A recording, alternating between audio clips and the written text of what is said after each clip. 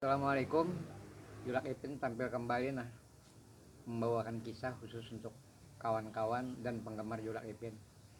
Ini kisah jadi ini ketujuh mana kalau nyasaruan tuh orang bicara berselamatan tujuh mana memberakat. Jadi hari itu pas giliran lampu-lampu pajah, anu mati lampu, bandung menyala. Jadi buat untung makanan kan ulaman makanannya banyak di muka. Kalau lapon pas mati lampu lauk sidin aja tadi telepon tadi anak sidin di kopiah pas bulikan rupanya kopiah tinggi jagup tahantup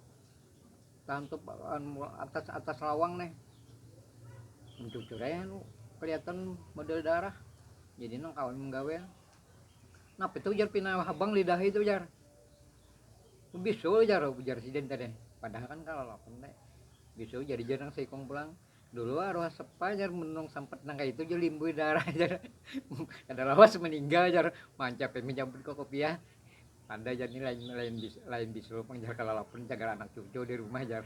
Assalamualaikum warahmatullahi taala wabarakatuh.